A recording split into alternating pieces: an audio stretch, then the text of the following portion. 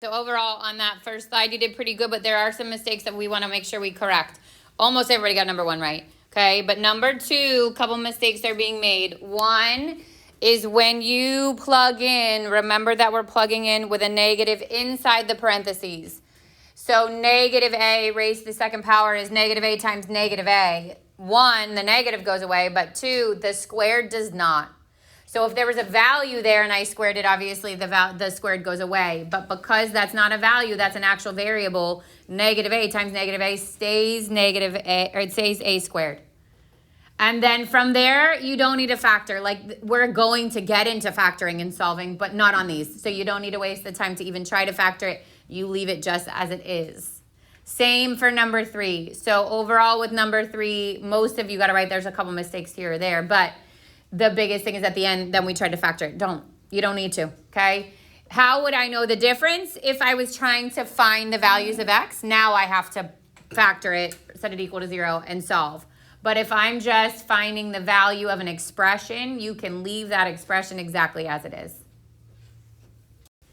All right, slide 2. Again, everybody did pretty good on 4. So the bottom is where my restriction lives. That can't be equal to 0, which means x can't equal negative 1/3. So I go negative infinity to negative 1/3 union, negative 1/3 to positive infinity. For 5, some of you like did half the work and got lucky, but you want to make sure you check both the top and the bottom. So the top has a restriction because it's just the square root. And that would be that it's greater than or equal to 0. So x has to be greater than or equal to negative 1. And then the bottom, now because it's in the bottom and it's a square root, it has to be greater than 0. So I got x is greater than 3. Both have to be true, and the only place where they overlap is from 3 to positive infinity. So again, make sure you're checking if there's more than one restriction.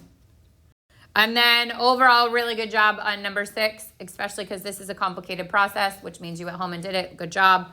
Okay. Don't forget. So one person forgot to subtract the f of x. Some people, a common mistake is like when you distribute this 4.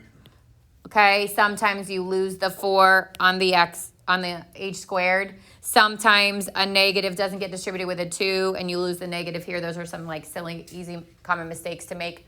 You just want to be really careful. And then at the end you simplify and then don't factor anything out. So it's not wrong to take out a 2, but you just don't need to do it. You might as well just leave it as it is. We good? Questions overall? Okay, so if you didn't already export your class kick to Notability so you have it saved, I forgot to label this one. So if you want to label it the 1, 2 warm up so you can keep track of them. All right, so let's talk quiz tomorrow. I said it already, but 10 questions. Okay, no calc this time. On the test, we'll bring in the calculator part because we'll even do some more in 1-3 with the calculators. It covers from C.1 to 1.2. So C1 was your distance and your midpoint. It's not going to ask you explicitly for distance and midpoint, but you need it for the triangle questions. We need the distance. And then when you get to the circle questions on page 2, which I'll get to in a second, you need the midpoint. Then you're going to, like I gave you several of these. You're only getting one of those types of questions, but it could be any type of graph. So it's going to ask you to find the intercepts, test for symmetry. You're going to give me the x-intercepts. You're going to give me the y-intercepts. It's going to say x-axis, and it's going to say yes or no, and you're literally going to circle it. And then it's going to say y-axis, and it's going to say yes or no, and then it's going to give you the origin, and it's going to say yes or no. So there are individual points assigned to each of those parts.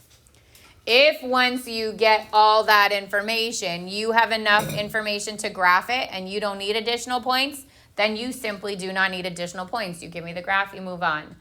If you don't have 3 points from your intercepts or you can't use the symmetry to help yourselves out, then you're going to have to plot the additional points. And you'll do the graph. All right, and then 7, we're talking center and radius of our circle. So remember, circle is x minus h squared plus y minus k squared equals r squared.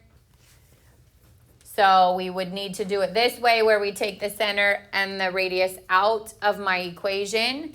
If for example, this one, my r is the square root of 14, I'm going to then make sure it can't break down. This one does not, so it stays square root 14.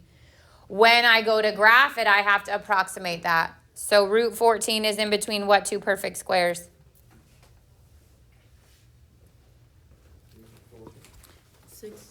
Root 9 and root 16, or 3 and 4, right? So I don't care if you just put a 0.5 right there. I just need you to get an approximation of it, okay? Technically, it's closer to the 16 than it is the 9. But for an approximation on a graph, it simply doesn't matter.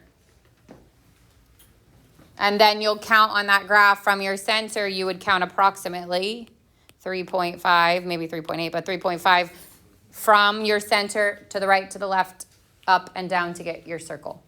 If you come off the graph, so if I'm here and I want to come off the graph over here, that's fine. For the circle, you could just give it to me like that, okay? Because some of those points should be labeled.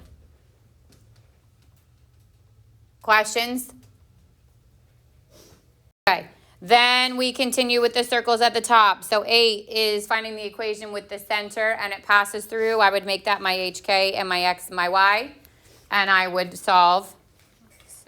All right, and then I would plug it into my standard form of my equation, find the R squared. For number 9, this is where we've got the endpoints of the diameter. So we're gonna find the center by using the midpoint, x1, x2 over 2, y1, y2 over 2.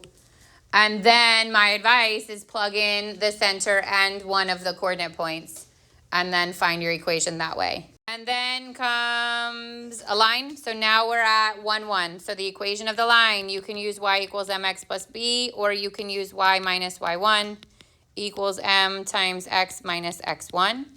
You can plug in and find your equation for 10 and 11. 11 brings in your parallel and perpendicular. What was true about the slopes of lines that are parallel? They're the same, good, and perpendicular? Opposite reciprocals. Good. Questions on the lines? That's really all that's on your quiz for lines. Okay. Then we get into domain.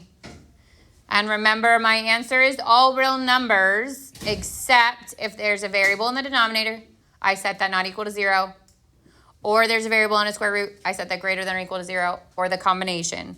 So all real numbers, and these will be answered in interval notation. All real numbers would be negative infinity to positive infinity.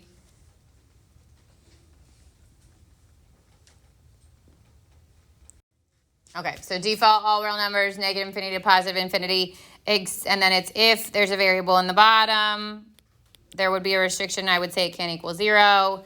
If there's a variable under the root, I say that has to be greater than or equal to 0. And then the combination of the two, now it's greater than 0. And remember, there could be more than one restriction, so we got to test for multiple restrictions. If there's a square root in the top and then a variable in the bottom, now there's 2 restrictions.